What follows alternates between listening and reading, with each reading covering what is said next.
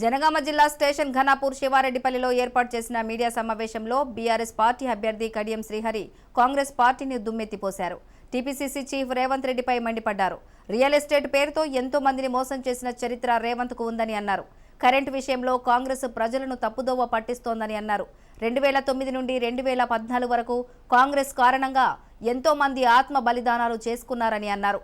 ఉమ్మడి ఆంధ్రప్రదేశ్లో 2004 నుండి 2014 వరకు అధికారంలో ఉన్న కాంగ్రెస్ చర్చల పేరుతో నక్సల్స్ ని పిలిచి ఎన్కౌంటర్లు చేయించిందని ఆరోపించారు. అనేక చీటింగ్ కేసులు ఉన్నాయి. ఆమె వ్యాపార లావాదేవీలకు సంబంధించి, ఆమె రియల్ ఎస్టేట్ వ్యాపారాలకు సంబంధించి అనేక మందిని నమ్మించి మోసం చేసింది అని చీటింగ్ కేసులు రిజిస్టర్ అయి ఉన్నాయి. అన్నిటికంటే మించి ఏంటి అంటే 2018లో ఇందిరా గారు ఇదే నియోజకవర్గం నుంచి పోటీ చేశారు కాంగ్రెస్ పార్టీ నుండి. మళ్ళీ 2023లో ఇదే నియోజకవర్గం నుంచి పోటీ చేయడానికి వచ్చారు.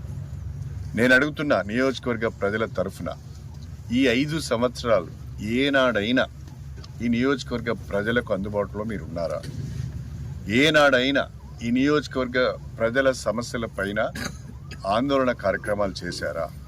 ఏనాడైనా ప్రజా సమస్యల పైన ప్రభుత్వ అధికారులకు కానీ ప్రభుత్వానికి కానీ